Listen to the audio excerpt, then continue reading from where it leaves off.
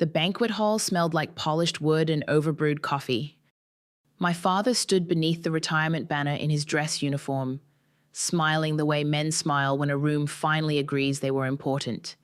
People clapped for Colonel Martin Reed, like he had carried the country on his back. Then someone asked who I was. My father glanced at me, adjusted the edge of his sleeve, and said, "That's Jonah, nobody important." A few people laughed because they thought he meant it lightly. He didn't. I stood there in black dress shoes with a scuffed toe, my old service coin heavy in my jacket pocket. I had crossed oceans wearing that coin. I had pressed bandages into men who outranked my father. I had once carried a general through smoke while calling him by a name nobody in that room knew. Then the doors opened, and General Thomas Avery walked in. My father taught me early that rank was the language he trusted. Not kindness, not effort, not the quiet things a person did when nobody was keeping score. Rank. I was 9 when I first understood it. We were in the kitchen of our old house outside Colorado Springs, the one with the loose cabinet door under the sink and a clock that ran 6 minutes fast no matter how many times my mother reset it. My father came home in uniform, smelling like boot polish and cold air, and set his cap on the table like it deserved its own chair. I had drawn him a picture at school that day. It was supposed to be him standing in front of a flag. The flag had too many stripes because I got nervous counting them, and his boots were bigger than his head. I wrote hero across the top in red crayon. He looked at it for maybe 2 seconds. Then he said, "Heroes earn that word, Jonah." My mother froze at the stove. The spoon in her hand stopped moving through the sauce. I remember my fingers curling around the paper until the corner bent. I remember the heat in my face. I remember deciding, right there, that if I ever wanted my father to look at me with pride, I would have to become something with a title attached. Years later, I enlisted. I told people it was because I wanted discipline, purpose, a way out of town. All of that was partly true. The rest was smaller and harder to admit. I wanted my father to say my name differently, but the army did not make me into the kind of soldier he understood. I was not the loudest man in the room. I was not built for speeches or medals pinned under bright lights. I became a medic because blood did not care about rank. Pain did not salute. A private and a colonel made the same sound when fear took their breath away. In the field, I carried a small bandage wrapper in my pocket after one bad night outside Kandahar. It should have been trash. I kept it anyway.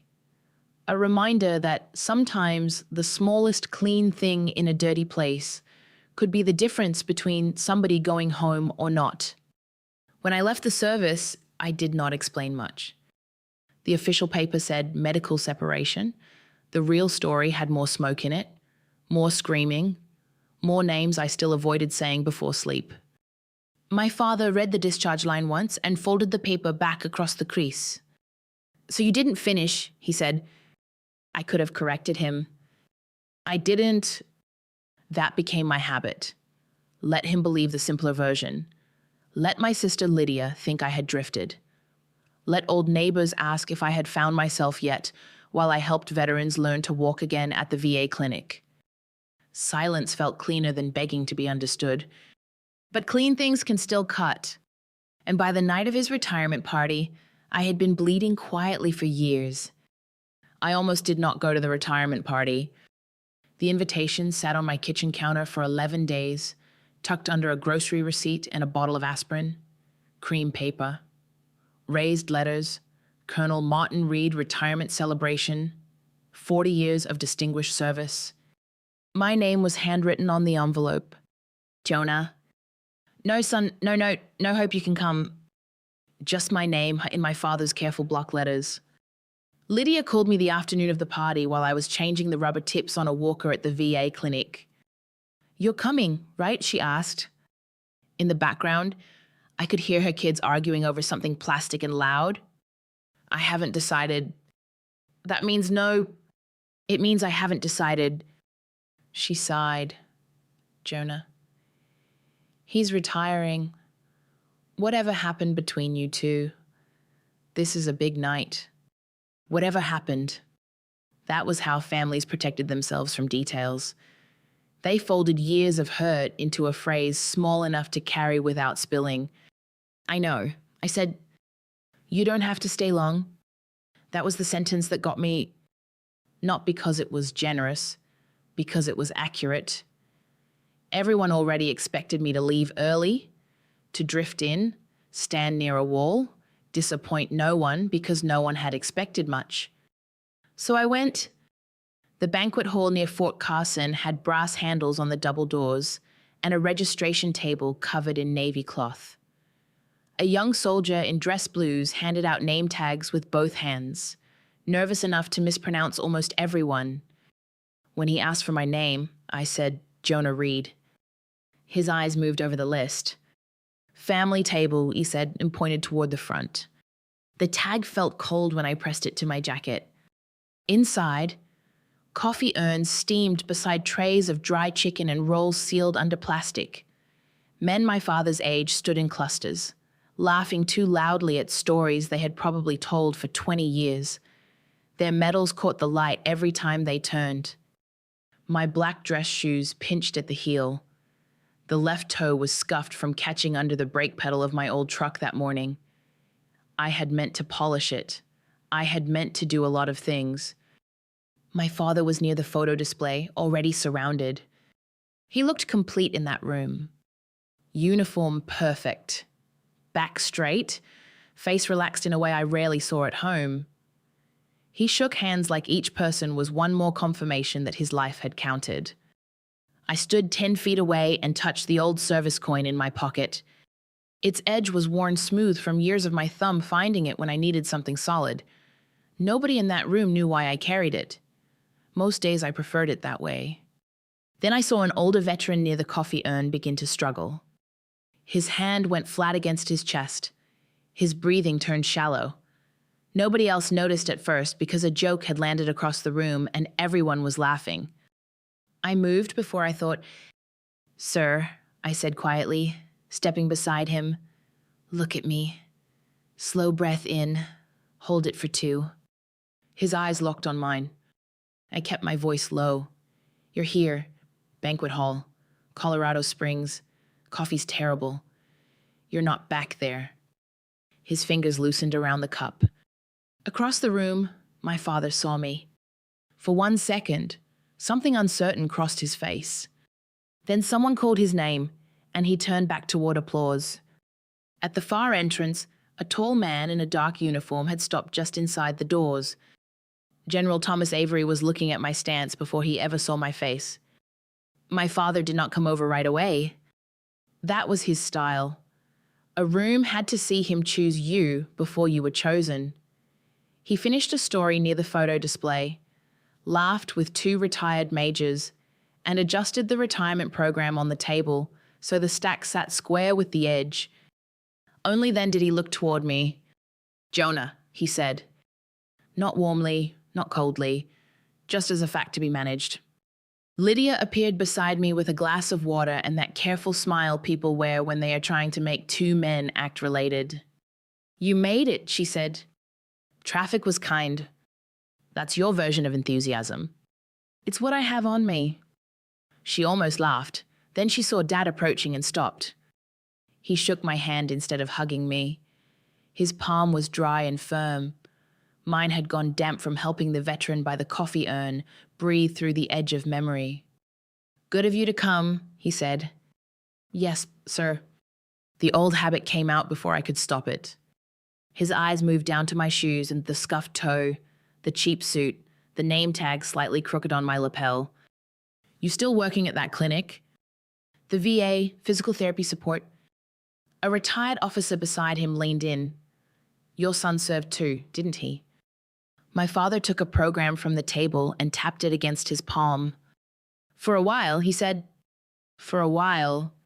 2 deployments became 2 words. A medical separation became a shrug in uniform.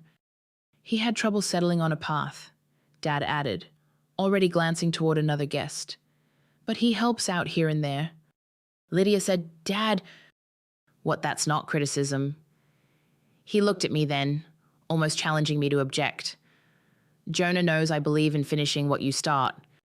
The officer gave a polite nod that was worse than curiosity. My thumb found the service coin in my pocket.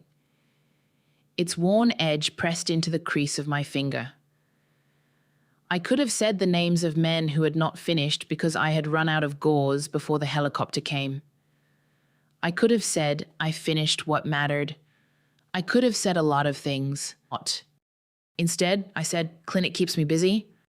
Dad gave a small smile, the kind he used when he thought restraint proved his point. "That's good," he said. "Busy is good." Behind him, Cousin Eric lifted his phone. Family photo before speeches. My father turned with relief. Order had returned. Pictures were safe. Pictures did not argue. Everyone gathered near the banner. Lydia stood with her husband and children. Eric moved beside my father. Aunt Carol fussed with her pearls. I stepped toward the edge. Eric looked at me, then at the photographer. "Maybe one with immediate family first." The words were light. The room heard them anyway. Lydia's face tightened. "He is immediate family." Eric raised both hands. "I just mean for the military display. Keep it clean." My father did not correct him. He looked at the photographer and said, "Let's do one formal shot." Formal. Clean. Without the son who made the story harder to frame, I stepped back. The service coin slipped from my fingers inside my pocket and clicked softly against my ring. An older lieutenant colonel near the display turned his head at the sound, eyes narrowing like he recognized metal before meaning. Then the announcer tapped the microphone. "Ladies and gentlemen, please take your seats. General Avery has arrived." Across the room, the general was still looking at me. Dinner was served on white plates with gold rims. Dry chicken. Green beans cooked until they had given up. A roll so hard, Lydia's youngest tapped it against the table and whispered, "Is this bread or a rock?" I almost laughed. Then my father stood for the first round of remarks, and the room straightened itself around him. The podium was placed in front of a wall of photographs. My father shaking hands with commanders, my father standing beside flags, my father younger, sharper, holding certificates with the calm pride of a man who had always known where he belonged. There were no pictures of me in uniform. That was not an accident. I had sent one home after basic training. My mother had put it on the refrigerator. After she died, it disappeared into whatever box held things my father did not know how to look at. Lydia leaned toward me. "You okay?" "Chicken's a little ambitious." She frowned. "Jonah." "I'm here." "That's not what I asked." Before I could answer, Cousin Eric dropped into the chair beside us with a beer in one hand and my father's retirement program in the other. "Man," he said, flipping through it, "Uncle Martin really did it all. 40 years, that's finishing strong." I said nothing. Eric looked at me over the program. "No offense." "None taken." That was a lie, but a useful one.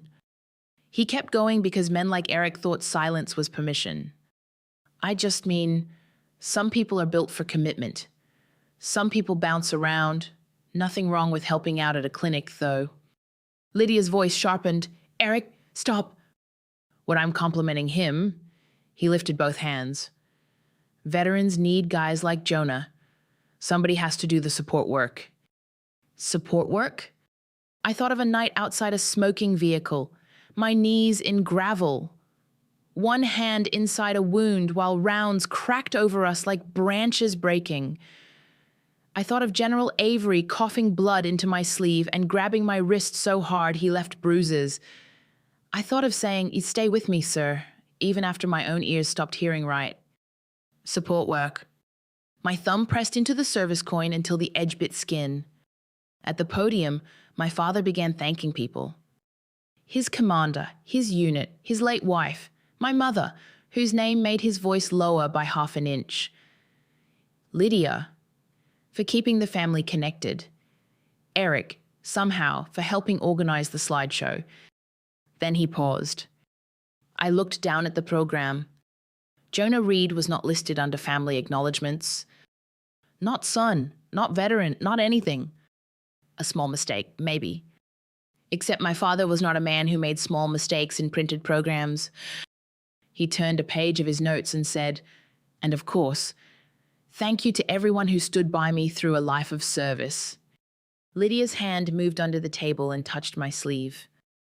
I stood, not dramatically, just enough to pull my chair back without scraping it. I was going to leave before dessert, before speeches became photographs, before my father found another polite way to erase me. Then General Avery rose from his table. The room quieted before the microphone reached him. My father smiled, relieved to have rank back in control. But the general was not looking at him. He was looking at my hand in my pocket. At the coin. At me. General Avery moved toward me like the room had narrowed. Not fast. Purposeful. The kind of movement that made old officers straighten before they knew why. Conversations stopped in pieces. First the table nearest the podium, then the family table, then the back corner where two men had been laughing over coffee. My father stood beside the microphone, smiling with practiced respect. General, he said, "Sir, we're honored." Avery lifted one hand. Not rude. Enough. His eyes stayed on me. The skin beneath his left eye twitched once. His mouth opened, but no title came out. For a second, he looked less like a general than a man who had walked into a room and found a ghost sitting at table 7. "Jonah," he said. My father's smile thinned. Avery stopped 3 feet from me. His gaze dropped to my hand, still buried in my jacket pocket around the service coin. "You still carry it." I did not answer. I did not need to. He nodded slowly, like the silence had confirmed more than words could have. Then he tried again. "Specialist," he stopped, his throat moved. "No, Patch." That name hit the room before anyone understood it. Patch. The old call sign. The one men used when they were bleeding and trying not to sound afraid.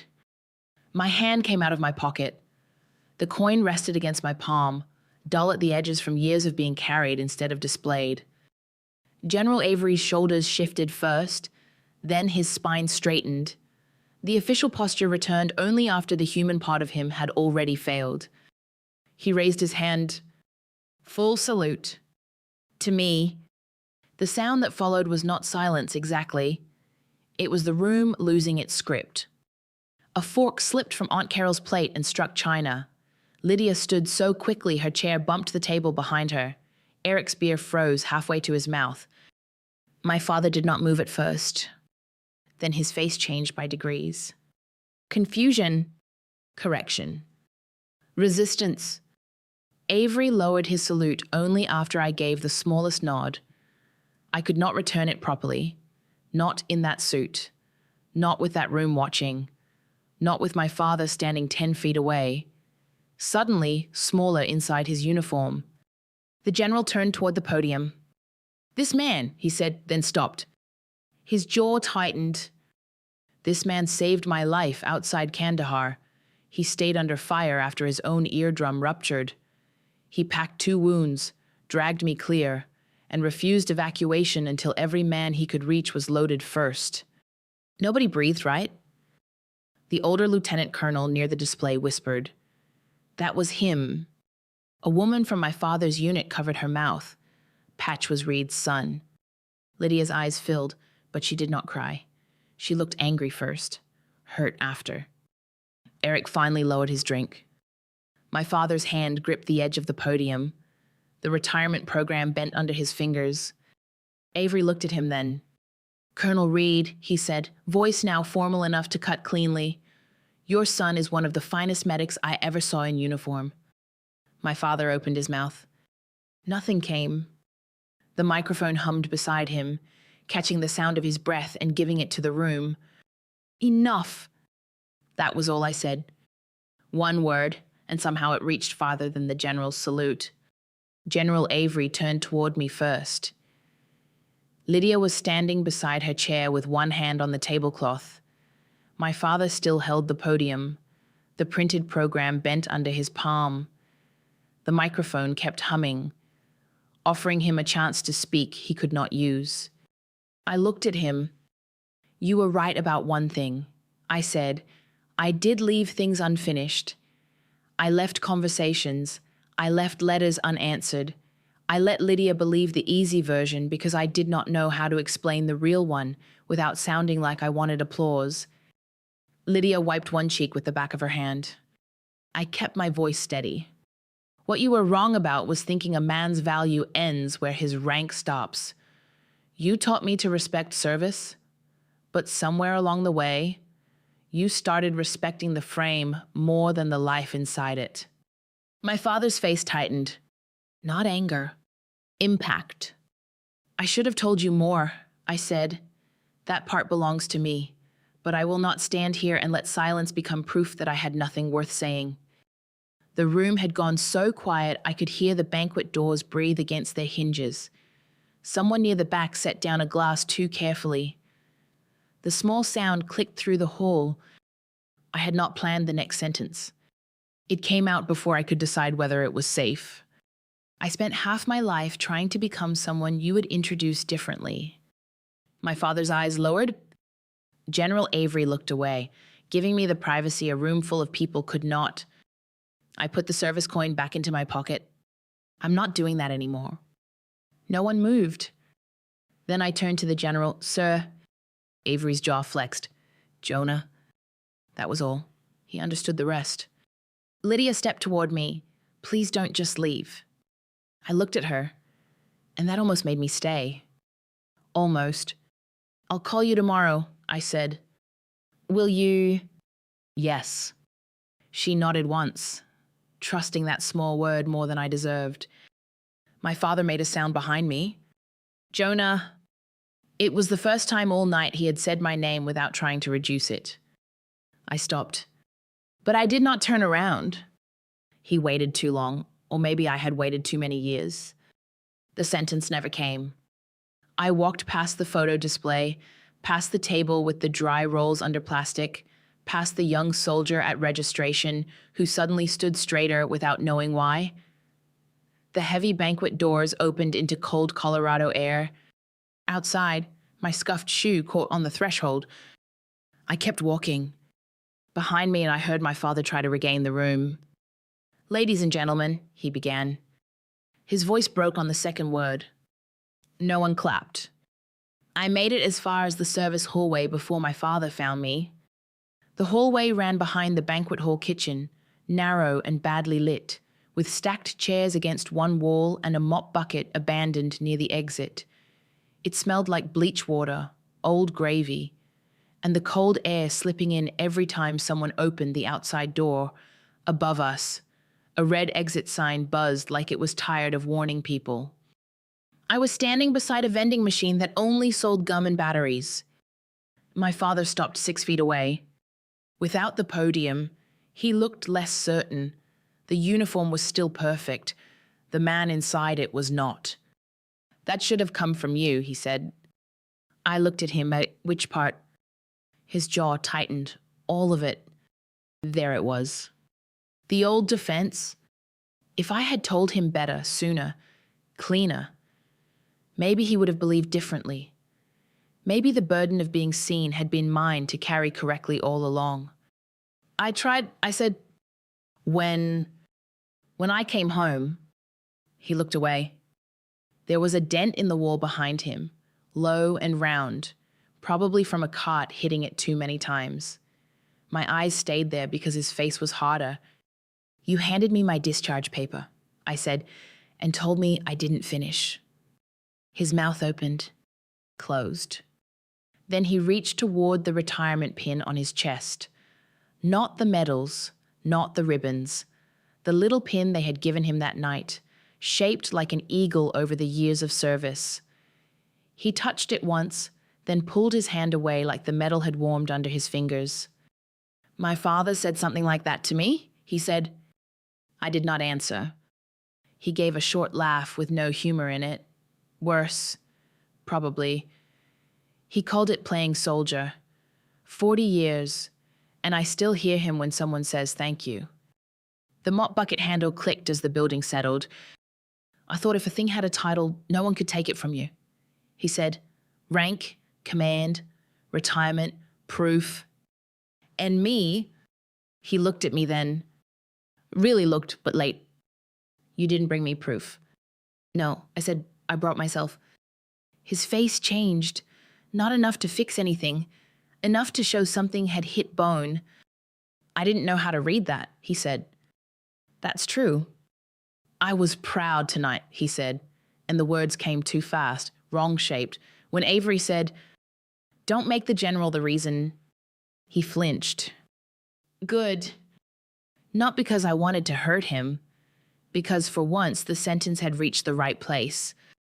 I was there before he walked in. I said, same shoes, same name, same son. My father's hand went back to the pin.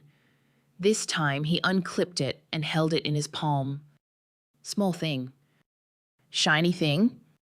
Not enough. I'm sorry, he said. The apology stood between us, thin and unsteady. I hear you, I said. He waited for more. I did not give it.